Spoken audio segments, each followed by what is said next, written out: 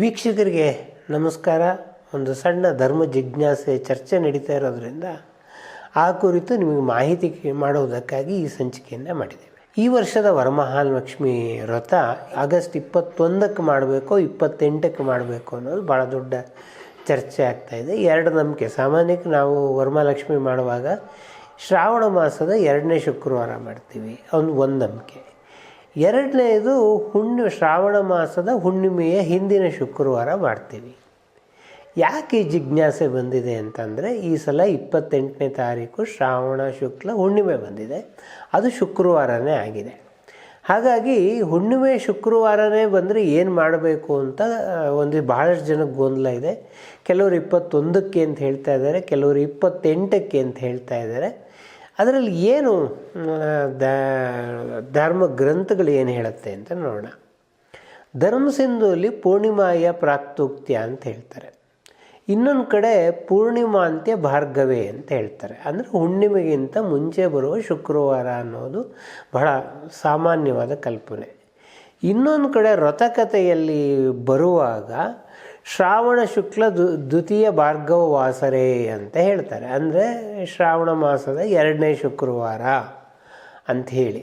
ಹಾಗಾದರೆ 2ನೇ ಶುಕ್ರವಾರ ಮಾಡಬೇಕು, ಹುಣ್ಣಿಮೆ ನೋಡಬೇಕು ಅನ್ನೋದು ಇಲ್ಲಿನ ಭಾಳ ಮುಖ್ಯವಾದ ಗೊಂದಲ. 21ನೇ ತಾರೀಕು 2ನೇ ಶುಕ್ರವಾರ, ಇದರಲ್ಲಿ ಯಾವ ಅನುಮಾನವೂ ಇಲ್ಲ. 28ನೇ ತಾರೀಕು ಹುಣ್ಣಿಮೆ ಬಂದಿದೆ. ಆದರೆ ಹುಣ್ಣಿಮೆ ಹೇಗೆ ಬಂದಿದೆ ಅಂತ ಗಮನಿಸಿದ್ರೆ, ಅದು 6:46 ಅಂದರೆ ಬೆಳಗ್ಗೆ 8:57 ಹುಣ್ಣಿಮೆ ಮುಗಿದೋಗುತ್ತೆ 28ನೇ ತಾರೀಕು. ವರಮಹಾಲಕ್ಷ್ಮಿ ವ್ರತವನ್ನು ಮಾಡ್ತಕ್ಕಂತಹದ್ದು ಬೆಳಗ್ಗೆ ಅಲ್ಲ, ಸಂಜೆ. ಅದಕ್ಕೆ ನಿಶೀತ ವ್ಯಾಪ್ತಿ ನೋಡಬೇಕು ಅಂತ ಹೇಳ್ತಾರೆ. ಆ ನಿಶಾಂತ ವ್ಯಾಪ್ತಿಯಲ್ಲಿ ಅವತ್ತು ಹುಣ್ಣಿಮೆ ಇಲ್ಲ. ಅಂದರೆ ನಿಮ್ಗೆ 8:57 ಹುಣ್ಣಿಮೆ ಬಂದರೆ ಮತ್ತೆ ಬರ್ತಕ್ಕಂಥದ್ದು ಕೃಷ್ಣ ಪಕ್ಷ. ಕೃಷ್ಣ ಪಕ್ಷದ ಹುಣ್ಣಿಮೆಯಲ್ಲಿ ವರಮಹಾಲಕ್ಷ್ಮಿ ಮಾಡುವುದಕ್ಕೆ ಅವಕಾಶ ಇಲ್ಲ, ಅದನ್ನು ಶುಕ್ಲ ಪಕ್ಷದಲ್ಲೇ ಮಾಡಬೇಕು. ಹೀಗಾಗಿ 28ಕ್ಕೆ ಮಾಡುವುದಕ್ಕೆ ಯಾವ ಅವಕಾಶ ಇಲ್ಲ. ಅದರಿಂದ ನಾಳೆ 21ನೇ ತಾರೀಕೆ ಮಾಡಬೇಕು. ಇದನ್ನು ನಾವು ಹಿಂದೆ ಏನೇನಾಗಿತ್ತು ಅಂತ ಗಮನಿಸಿದ್ರೆ, 1958ನೇ ಇಸ್ವಿಯಲ್ಲಿ 16ನೇ ತಾರೀಕು ಶನಿವಾರ, ಆಗಸ್ಟ್ 16ನೇ ತಾರೀಕಿನ ಶನಿವಾರ ಶ್ರಾವಣ ಮಾಸ ಶುರುವಾಗಿತ್ತು. 29/50 ಆಗಸ್ಟಿಗೆ 2ನೇ ಶನಿವಾರ ಬರ್ತಿತ್ತು.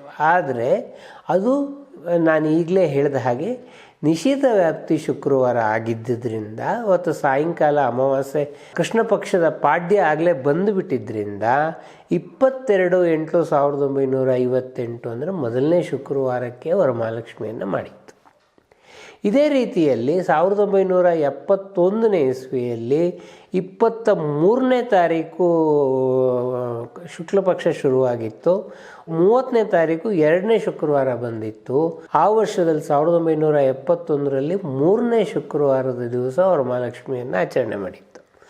ತೀರಾ ಇತ್ತೀಚೆಗೆ 2025ರಲ್ಲಿ ಆಗಸ್ಟ್ 9ನೇ ತಾರೀಕು ಹುಣ್ಣಿಮೆ ಬಂದಿತ್ತು. ಅದರ ಹಿಂದಿನ ಹುಣ್ಣಿಮೆ ಅಂತಂದರೆ 8ನೇ ತಾರೀಕು 3ನೇ ಶುಕ್ರವಾರದ ದಿವಸ ವರಮಹಾಲಕ್ಷ್ಮಿಯನ್ನು ಆಚರಿಸಿತ್ತು. ಹಾಗಾಗಿ 2 ಅಥವಾ 3ನೇ ಶುಕ್ರವಾರಗಳಂದು ವರಮಹಾಲಕ್ಷ್ಮಿಯನ್ನು ಆಚರಿಸಿದ ಅನೇಕ ಉದಾಹರಣೆಗಳಿದೆ.